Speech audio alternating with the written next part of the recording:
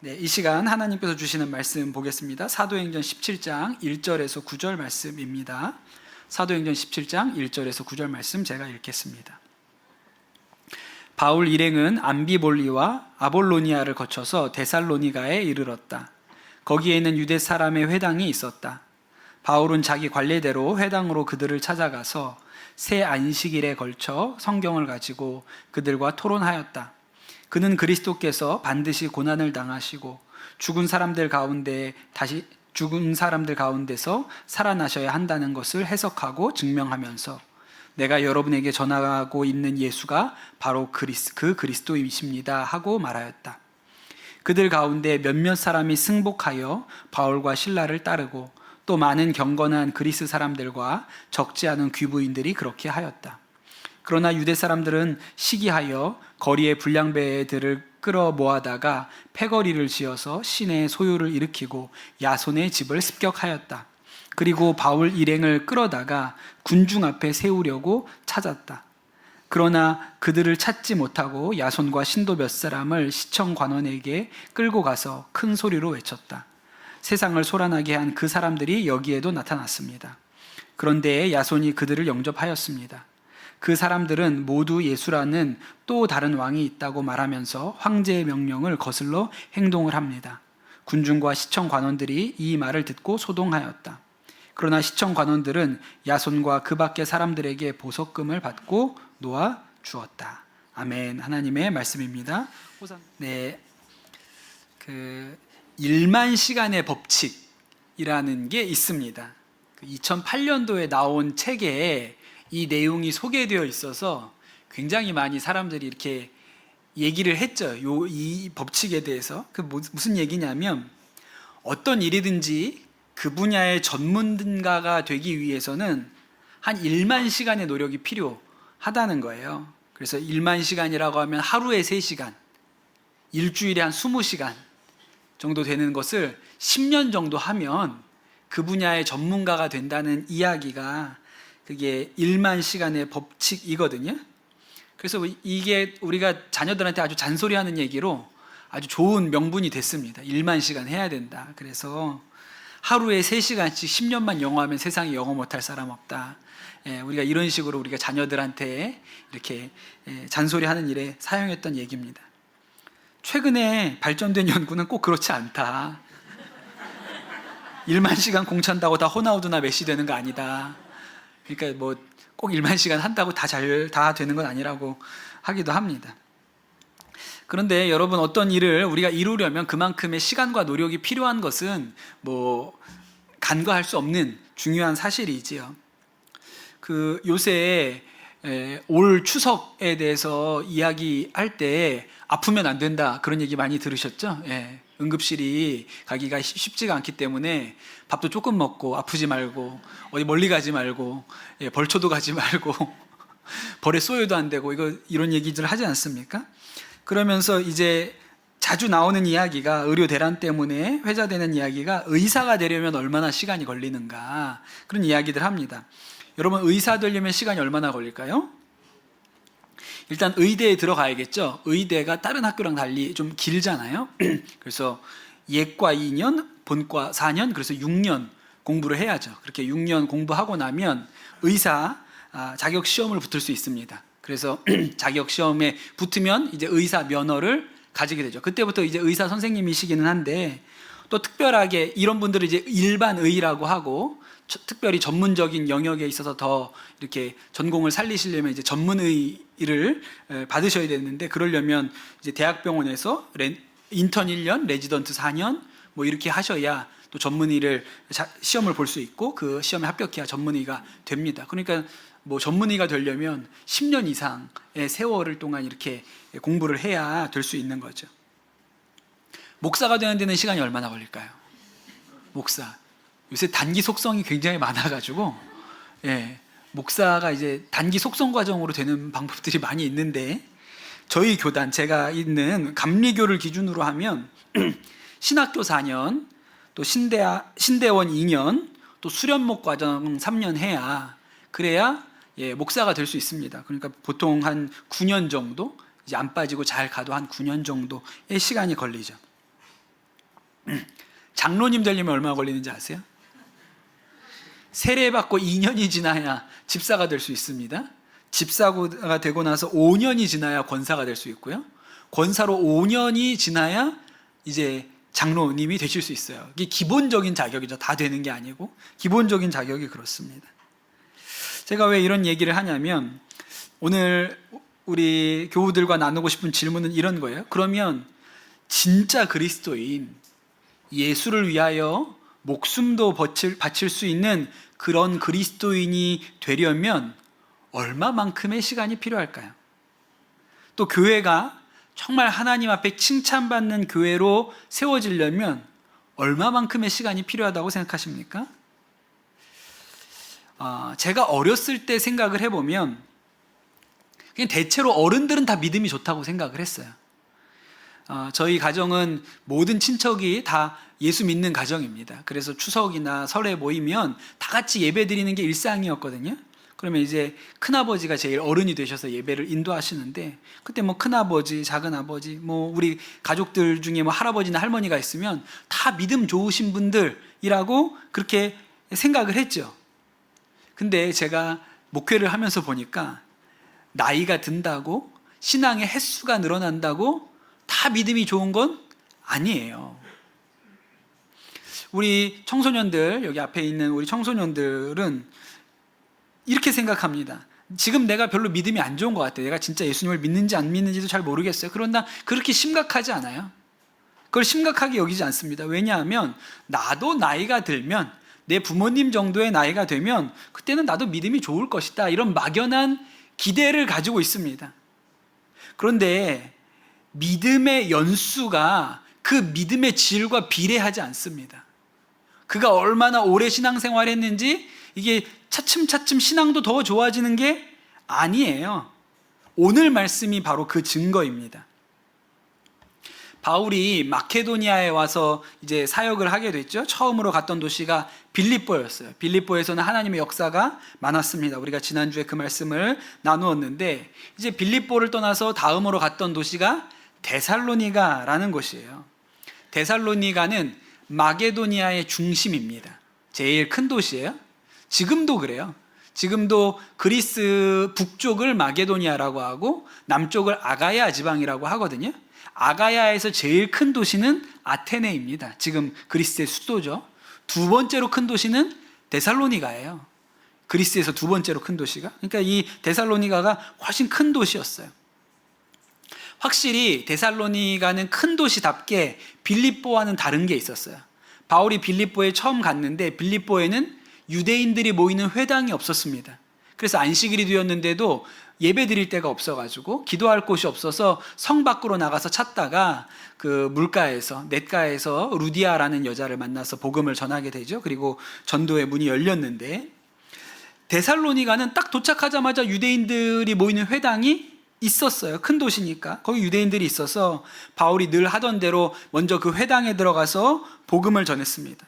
그 회당에 구약 성경이 있죠. 그 구약 성경을 펼쳐놓고 너희가 지금도 기다리고 있는 그 메시아, 구원자가 바로 예수님이시다, 그렇게 선포를 합니다. 그 말씀을 듣고 이제 유대인들 중에 그렇구나 라고 받아들이고 믿음을 갖게 되는 사람도 있고, 또 그리스 사람들 중에, 귀부인들 중에 그 복음을 받아들인 사람들이 있었다. 오늘 말씀에 그렇게 나오죠.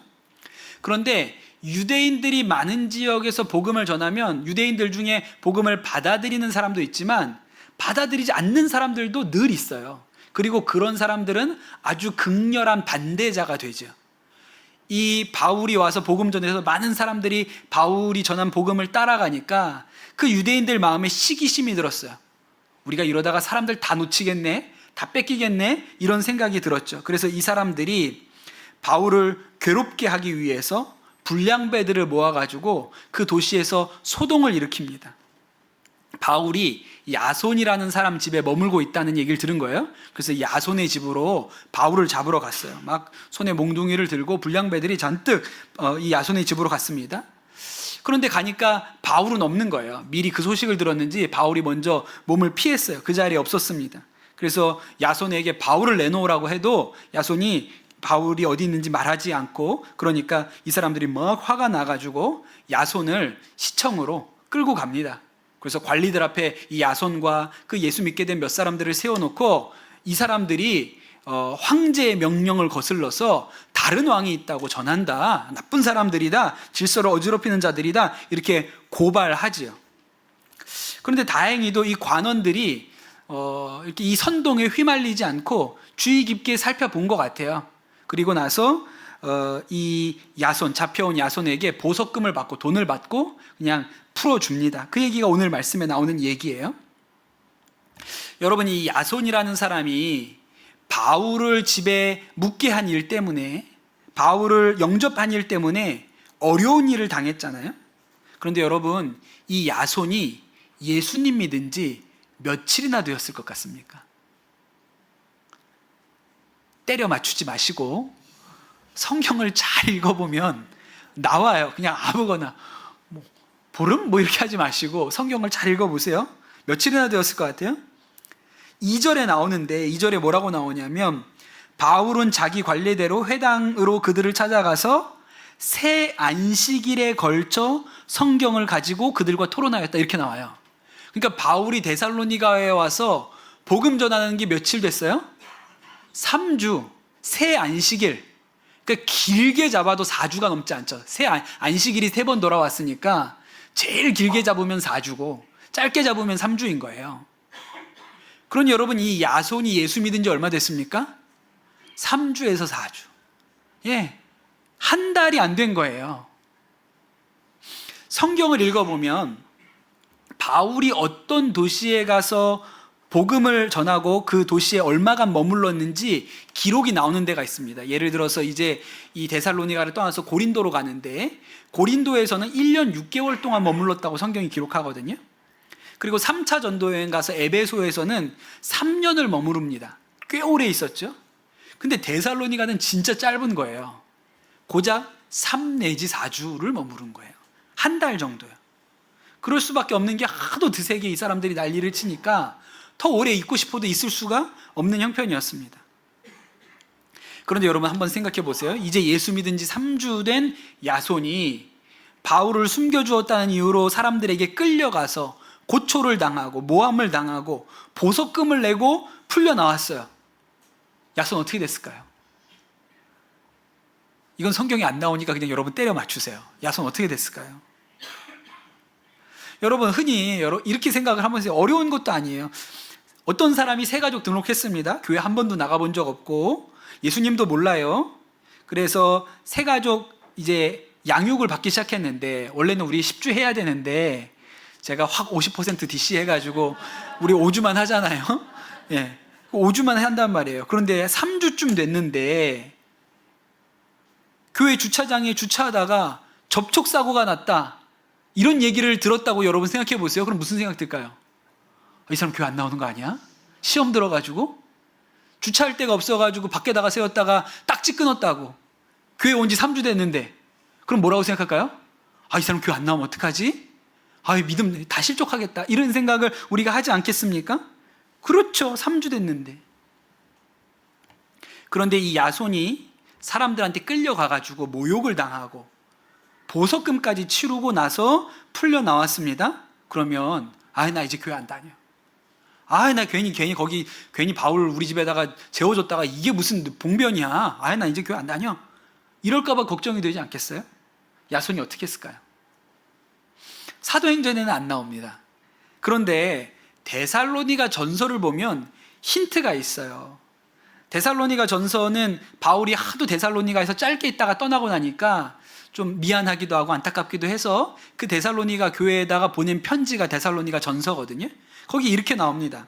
데살로니가 전서 1장 6절에서 7절에 보면, 또 너희는 많은 환난 가운데 성령의 기쁨으로 말씀을 받아 우리와 주를 본받은 자가 되었으니, 그러므로 너희가 마게도니아와 아가야에 있는 모든 믿는 자의 본이 되었느니라, 이렇게 기록해요. 여기 환란이 나오죠. 바로 이 환란을 얘기하는 거예요. 이 데살로니가에서 일어났던 이 소동들을 그들이 잘 견뎌내고 믿음을 잃지 않고 잘 믿음을 지켜서 지금은 마케도니아, 아가야 전체에서 모든 믿는 자들의 본이다 너희가, 이렇게 칭찬하는 거예요. 여러분, 이 말씀을 볼 때 야손의 이름이 나오진 않았지만 야손이 어떻게 됐을까요? 믿음을 잘 지켰죠. 어려운 일 당했지만 믿음 잃어버리지 않았습니다. 이 데살로니가 교회가 불과 한 달, 만들어진 지 한 달밖에 안 된 교회인데도 불구하고 견고하게 환난 가운데 섰어요. 믿는 자들의 본이 되었습니다. 딱 3주 됐는데, 이제 한 달 됐는데 야손도 믿음을 지켰고 교회도 믿음 가운데 섰어요. 그러니 여러분, 오래 믿는다고 좋은 믿음 갖게 되는 게 아니라는 거예요. 오래 다니면, 교회 오래 다니면 신앙생활에 익숙할 수는 있습니다. 교회 문화에 익숙할 수는 있어요. 그래서 대충 어떻게 돌아가는지 알아요. 눈치만 보면 어떻게 돌아가는지 다 알아요. 그럴 수는 있죠. 그러나 그것을 믿음이 좋다고 말할 수는 없습니다. 그래서 예수님이 뭐라고 말씀하셨냐면, 먼저 된 자가 나중되고 나중된 자가 먼저 된다 그랬어요. 흔히 우리가 가지고 있는 잘못된 믿음은 신앙이 점진적으로 발전할 거라는 믿음을 가지고 있습니다. 그런 생각들 하시죠? 여러분, 그런데 여러분이 이렇게 생각을 해보세요. 신앙이 점진적으로 자랍니까? 유교는 그렇게 가르쳐요. 수신, 제가, 치국, 평천하예요. 단계가 있어요. 조금씩 좋아지는 거예요. 그래서 사람이 군자가 됩니다. 그런데 여러분, 우리가 살아봐서 알잖아요. 사람이 나이가 들고 살아간 횟수가 길어지면 좋은 사람 됩니까? 훌륭한 사람 돼요? 그렇지 않습니다. 여러분, 예수를 믿으면 하루아침에 바뀝니다. 하루아침에 모든 게 달라질 수 있어요. 바울이 이 변화에 대해서 이렇게 얘기하죠. 에베소서 4장 22절부터 24절에 이렇게 설명합니다. 너희는 유혹의 욕심을 따라 썩어져가는 구습을 따르는 옛사람을 벗어버리고 오직 너희의 심령이 새롭게 되어 하나님을 따라 의와 진리의 거룩함으로 지으심을 받은 새 사람을 입으라 그래요. 제가 왜 이 말씀을 여러분과 나누려고 하냐면, 이 에베소서 말씀에 보면 그냥 새 사람이 되라, 옛사람을 죽이고 옛사람을 지우고 새 사람이 되라 이렇게 얘기하지 아니하고 은유적으로 표현하는데, 옛사람을 벗어버리고 새 사람을 입으라 이렇게 얘기해요. 뭐에 비유한 거죠? 옷에 비유했어요. 옛사람을 벗어버리고 새 사람을 입으라 이렇게 얘기하거든요. 옷을 만드는 것에 비유하지도 않았어요. 옷을 만들려면 그래도 시간이 좀 걸리지 않습니까? 뭐 제단도, 치수도 재고 제단도 하고 재봉도 하고 이렇게 해서 옷을 만들어야 되잖아요. 근데 옷을 만드는 것도 아니고 아주 쉽게 옛사람을 벗고 새 사람을 입으라고 했습니다.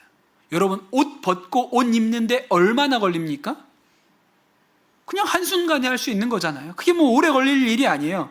그런데 바울이 예수 믿고 사람의 변화에 대하여 옛 것을 벗어버리고 새 것을 입으라고 얘기합니다. 여기 아주 특별한 의미가 있죠. 여러분, 군인이 만들어지는데 얼마만큼의 시간이 필요할까요?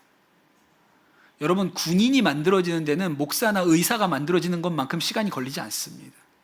얼마만큼 필요해요? 육해공군 병사는 5주 훈련 받으면 군인이 됩니다.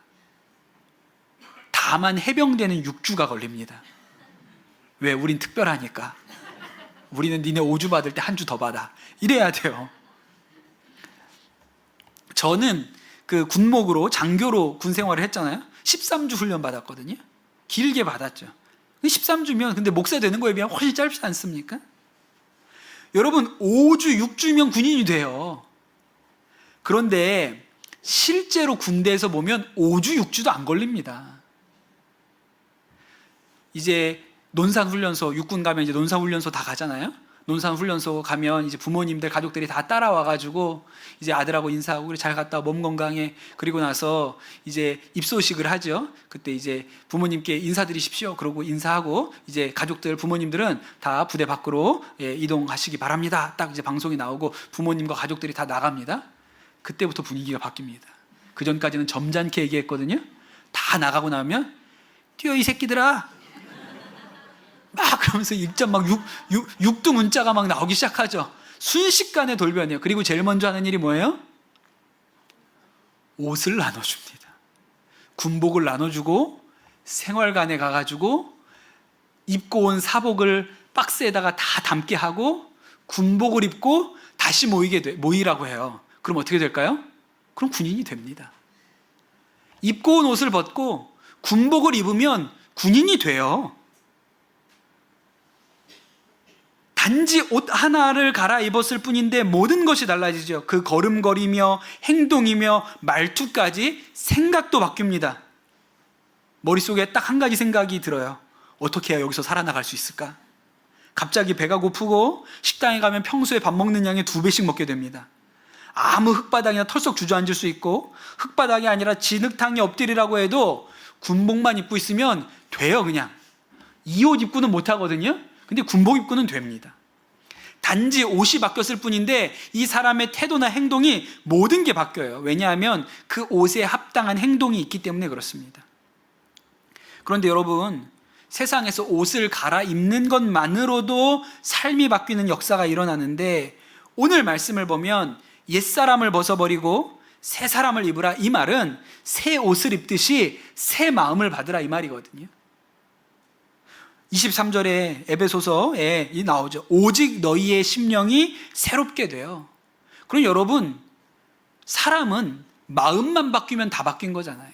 마음이 안 바뀌어서 문제인 거지, 마음만 바뀌면 다 바뀐 겁니다. 그런데 여러분, 그 마음의 변화가 옷을 벗고 입는 것처럼 바로 그 순식간에 일어날 수 있는 거예요.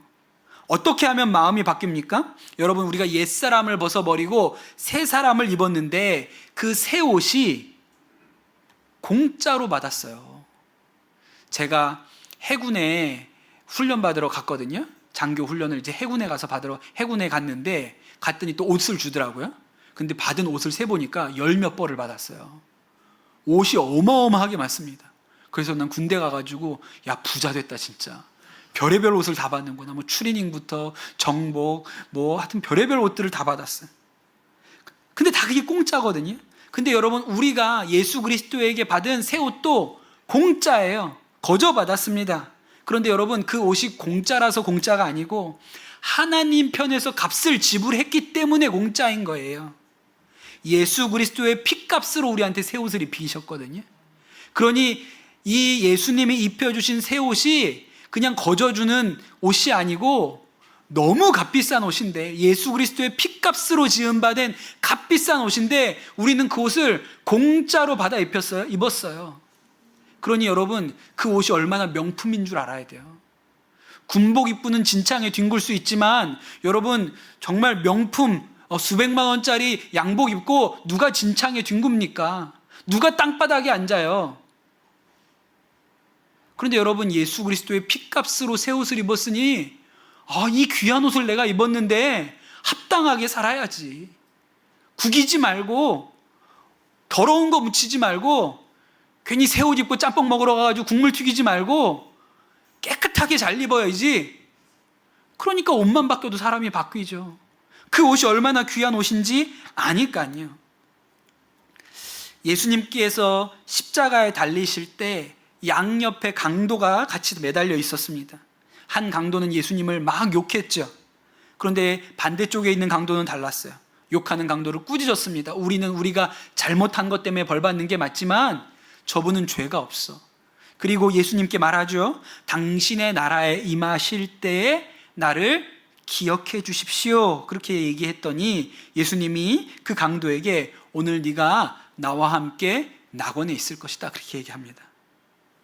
여러분, 이 강도가 구원받는데 며칠 걸렸습니까? 3주 걸렸습니까? 4주 걸렸습니까?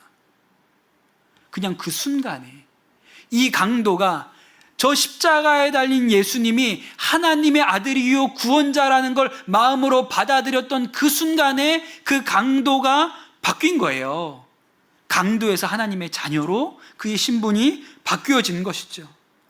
여러분, 우리가 예수 믿고 조금씩 변화되어서 어느 날 그리스도의 장성한 분량에 이를 것 같습니까? 평생 못 바꿉니다. 그렇게 바뀌는 게 아니에요. 여러분, 우리가 예수 그리스도를 믿음으로 이미 변화되었어요.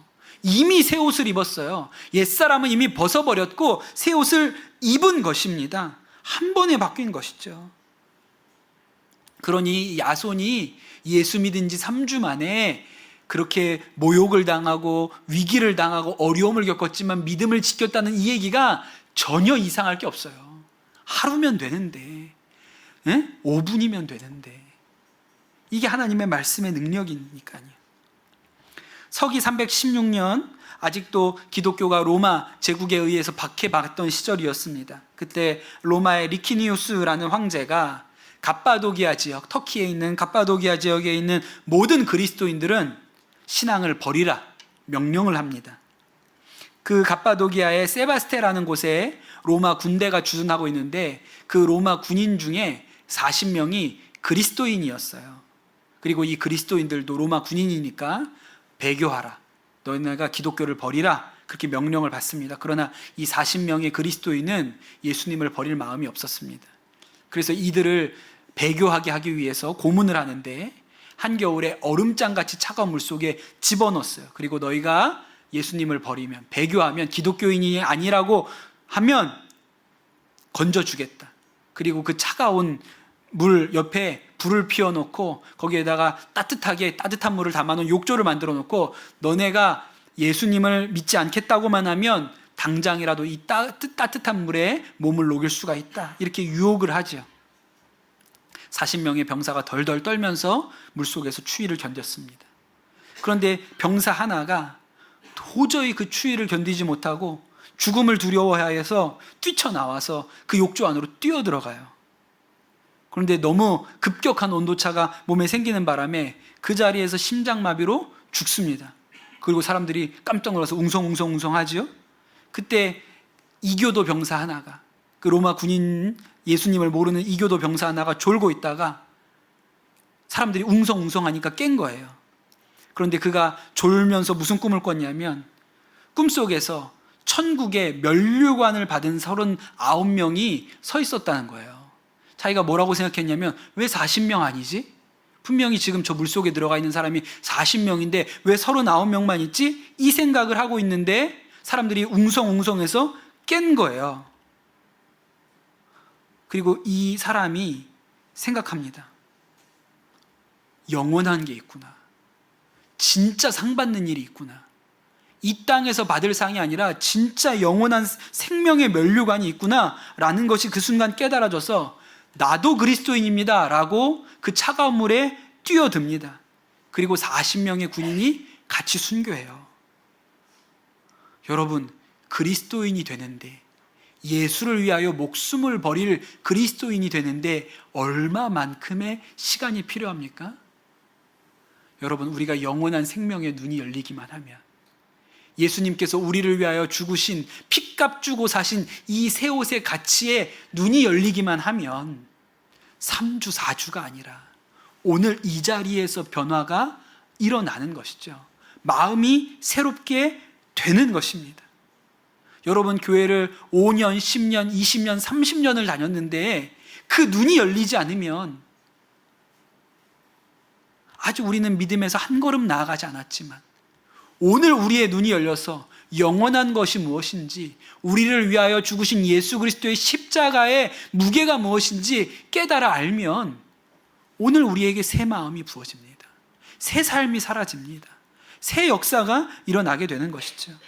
사랑하는 우리 강남 선한목자교회 모든 성도 여러분, 오늘이 여러분의 믿음이, 여러분의 생각이, 여러분의 마음이 새로워지는 날이 되시기를 축복합니다. 나중에 조금씩 바뀌어가지고 나중에 좋은 그리스도인 되는 게 아니고 오늘 우리의 눈이 열리면, 오늘 우리의 십자가에 대하여 우리의 눈이 열리면 오늘 우리가 오늘 예수 그리스도를 위하여 죽을 수 있는 믿음의 그리스도인이 됩니다. 여러분, 그런 은혜가 우리 모든 성도들에게 있게 되시기를 예수님의 이름으로 축복합니다. 우리 같이 기도합시다.